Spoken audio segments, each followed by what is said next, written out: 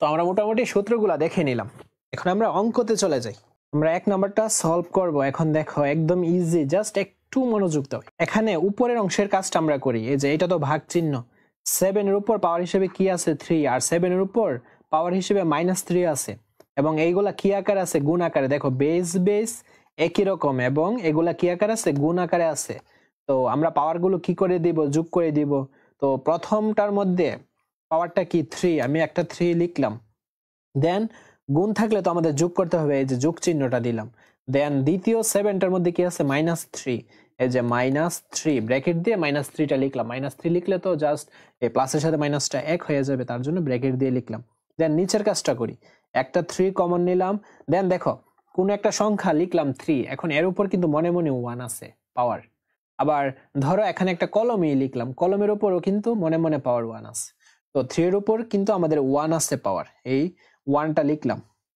তারপর এই যে দেখো গুণ আছে, মানে বেস গুলা একই রকম, পাওয়ার গুলা কি হয়ে যাবে? যোগ 1 প্লাস, আর এখানে এই 3 এর পাওয়ারটা কি? -4। তো এই যে -4 ব্র্যাকেট দিয়ে লিখলাম। দেন দেখো 7, এই 3 লিখলাম। দেন প্লাসে মাইনাসে কি? মাইনাসের 3, তারপর 1 লিখলাম। নিচেরটা দেখো প্লাসে মাইনাসে কি? -4। আচ্ছা, তারপর দেখো 7, 3 থেকে 3 বাদ দিলে কি হবে? 0। দেন 3, এই যে 1 থেকে যদি -4 বাদ দিই অ্যান্সারটা কিন্তু -3 পাবো, কারণ -4 থেকে 1 বাদ দিলে কি? -3। আচ্ছা, 7 এর উপর 0, মানে কোনো কিছুর উপর 0 থাকা মানে কি? এর অ্যান্সার 1। আমরা যে একটা সূত্র শিখছি a⁴0, এর মানে কি? 1 না? কোনো কিছুর উপর 0 থাকা মানে অ্যান্সারটা 1। এই যে এই সূত্রের মধ্যে পড়ছে। আর এইটা কোন সূত্রের মধ্যে পড়ছে? এই যে -1 এই সূত্রটার মধ্যে পড়ছে। অর্থাৎ মাইনাস থাকার কারণে আমরা কি লিখতে পারি? 1, আর নিচে a। কিন্তু এখানে কি আছে? 3 -3, তার মানে আমরা কিভাবে লিখবো? মাইনাসের কারণে তো 1 আমরা জানি। দেন এই যে বেস 3টা এটা নিচে লিখবো। দেন উপরে যে পাওয়ার 3টা এটা 3 এর উপর লিখে দিব। তারপর আমরা কি করবো? এই যে ভাগ চিহ্নের উপর যেটা থাকবে এটা প্রথমে লিখবো, দেন গুণ দিব। ভাগের নিচে দেখো এই যে নিচেরটা, এই নিচেরটা হবে তোমার উপরে। ইচ্ছে হলে একটা লাইন বাড়াইতে পারতাম, একটা লাইন বাড়াই, ক্যালকুলেশনটা করে নিই তাহলে সুন্দর হবে। 1, দেন এই জায়গাটুকুর ক্যালকুলেশন করব। 1, 3 এর উপর 3, মানে 3টা 3 গুণ দিলে কত হবে? 27।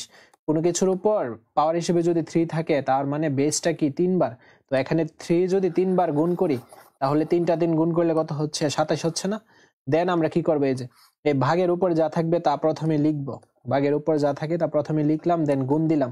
দেন নিচে দেখো নিচেরটা 27টা হবে উপরে, আর 1টা উপরেরটা হবে নিচে। দেন আমাদের এই নিচের 1 এর তো আর ভ্যালু নাই, অ্যান্সারটা কত? 27। বুঝছো কিনা অ্যান্সারটা? তো 2 নম্বরের ক্ষেত্রে দেখো কি আছে। এই যে আমরা এই অংশের কাজটা আগে করব। আমরা একটা কিন্তু সূত্র দেখছিলাম যে এই মেবি m√/a এরকম একটা সূত্র দেখছিলাম। তো √/এর ভিতরে যা আছে প্রথমে তা লিখছিলাম, দেন √/এর উপরে যেটা থাকবে 1/, ওই জিনিসটা এরকম। তো এইটাই এই সূত্রের মধ্যেই পড়ছে।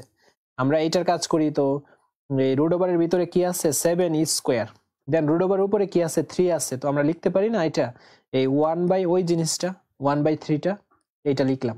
ওকে, আচ্ছা, ইচ্ছা করলে ব্র্যাকেট দিয়ে দিতে পারো বা না দিলেও প্রবলেম নাই। দেন ইনটু দিলাম। আবার √/এর ভিতরে 7 আছে, 7টা লিখলাম, আর উপরে 3 আছে 1/, ওই 3টা। দেন নিচের কাজটা করি। এই যে √7 আছে। এখন দেখো আমি √/এর ভিতরে যেটা আছে 7, এখন √/এর মান সবসময় মনে রাখবো, √/এর মান হচ্ছে হাফ। √/এর মান কি? √/এর মান হচ্ছে হাফ। তো আমরা এই √/, জাস্ট এই √/, সমান আমরা কি লিখতে পারি? হাফ লিখতে পারি। ওকে, তারপর দেখো, তারপর আমি আরেকটু শর্ট করি উপরে। এই যে এই 2টা মূলত 1 এর সাথে গুণ হয়ে যায়, তো 2টা উপরে হবে আর 3টা নিচে। দেন ইনটু 7 1/3, নিচে আছে কি? 7 1/2, 7 1/2 আছে। ওকে, দেন এখানে আমরা একটা কাজ করতে পারি। এই যে দেখো বেস একই রকম, এই যে বেস দুইটার বেস কিন্তু 7, বেস একই রকম, এবং এগুলা যদি গুণ আকারে থাকে তাহলে পাওয়ার গুলো অবশ্যই কি হয়ে যাবে? যোগ হয়ে যাবে। 2/3, এই যে প্লাস আর কি দিতে পারি? 1/3। ওকে, আর নিচে কি আছে? 7, এই যে 1/2 আছে, 1/2। আচ্ছা, এই কাজটা ইচ্ছে করলে এক লাইনে করা যায়। তো আমি এক লাইনে করে দিই, এভাবে 2 লাইনে করার দরকার নেই, এক লাইনে করে দিই। এখানে উপরের বেস কিন্তু একই রকম, তো একটা বেস কমন নিলাম 7। দেন পাওয়ার গুলা কি হয়ে যাবে? যোগ হয়ে যাবে। 2/3 প্লাস 1/3। আবার দেখো এই যে ভাগ চিহ্ন এর নিচে কি আছে বেস 7, এই বেসটাও তো কমন, তো ভাগ থাকলে পাওয়ারগুলো কি হয়ে যায় বিয়োগ হয়ে যায়, তো আমরা মাইনাস দিতে পারি -1/2। ওকে, আমরা প্রথমে কি করলাম 7 এর উপর পাওয়ার 2/3 আর এখানে 7 1/3, তো দুইটা যোগ করলাম কারণ এগুলা গুণাকারে আছে, আর নিচে এই যে এই চিহ্নটা তো ভাগ চিহ্ন, এই চিহ্নটা কি ভাগ চিহ্ন, নিচে কি আছে 7 1/2, বুঝছো? তো 1/2 কি হয়ে যাবে বিয়োগ হয়ে যাবে। এখন আমরা লসাগু করব 332 এর লসাগু কত, এই যে 332 এর লসাগু কত, 3 দ্বারা যায় 3 একে 3, 3 একে 3 না 2, 3 দুগুণে 6 লসাগু, 6 লিখলাম। দেন 3 দুগুণে 6, 2 এ 2 এ কত 4, আবার 3 দ্বারা 6 কে ভাগ করলে 3 দুগুণে 6, আর 2 আর 1 এ গুণ দিলে 2 একে 2, 2 দ্বারা 6 কে ভাগ দিলে 3 দুগুণে 6 2 3, আর 1 এ গুণ দিলে কি হবে 3, জাস্ট লসাগু করলাম। দেন 6, 4 আর 2 এ কত 6 আর -3, দেন 6 থেকে 3 যদি বিয়োগ দেওয়া হয় অ্যান্সারটা 3। এখন কাটাকাটি করতে পারো, 3 দুগুণে 6, তো অ্যান্সারটা কি 7, এই যে 1/2, 7 1/2।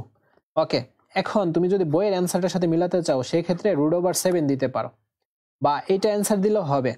এখন তোমার প্রশ্ন হতে পারে যে √7 কেন দিলাম। একটা জিনিস দেখো, আমরা √7 কে যদি ভাঙ্গি তাহলে ব্র্যাকেটের ভিতরে √এর ভিতরে যা আছে তা প্রথমে লিখবো 7, দেন √, এর মান হচ্ছে হাফ, এই যে হাফ। তো গুইরা তো এই উপরের লাইনটার মতোই হইতেছে।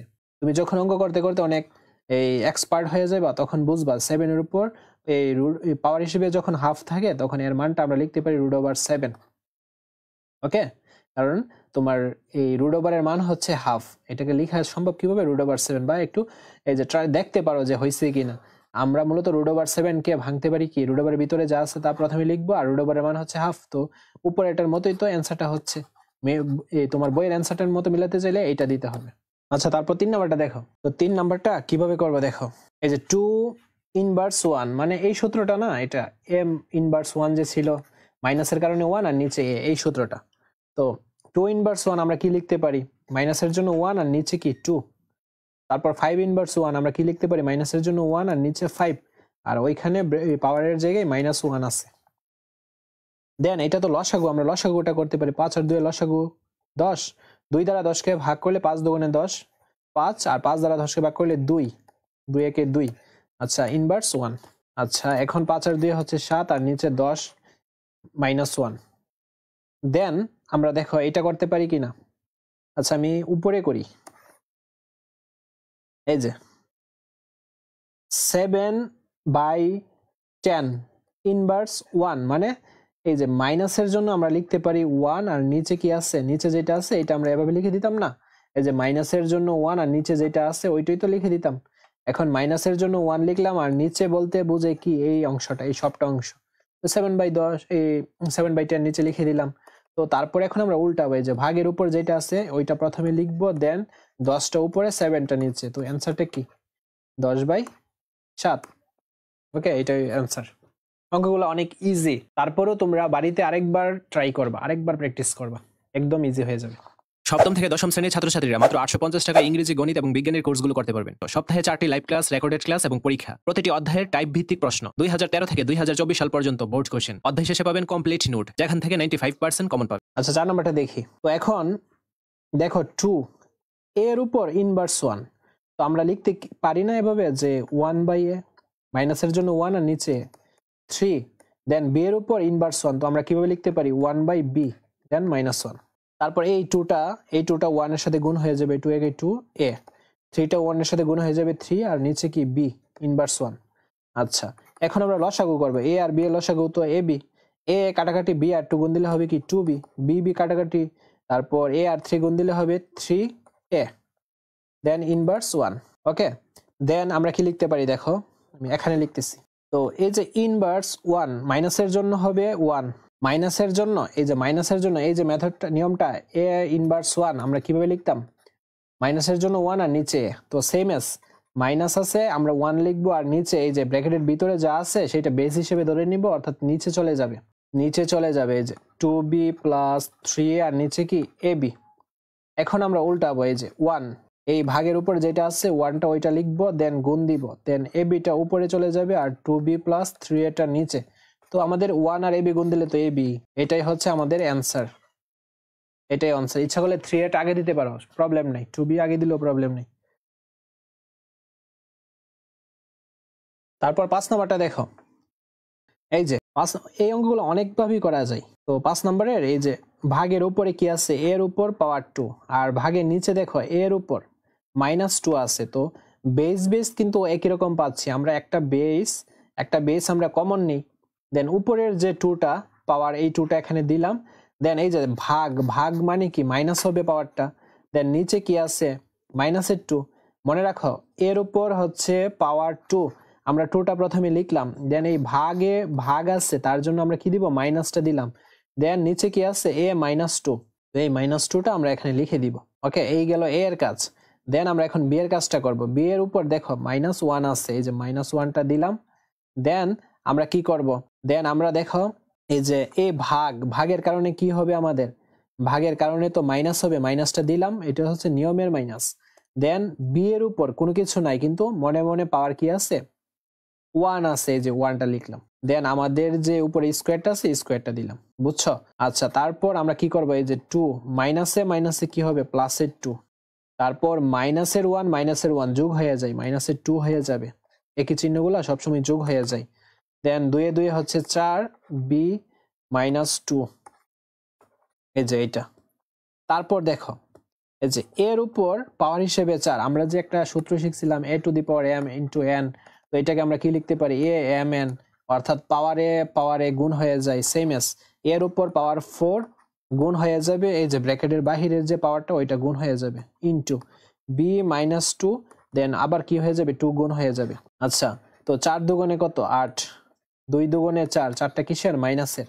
এখন দেখো a to the power 8 into, তো মাইনাসের কারণে আমরা কি লিখতে পারি, 1, দেন b এর উপর পাওয়ার 4 হয়ে যাবে, তো a8টা 1 এর সাথে গুণ হয়ে যাবে, a8, আর নিচে b টু দি পাওয়ার 4, এটাই অ্যান্সার।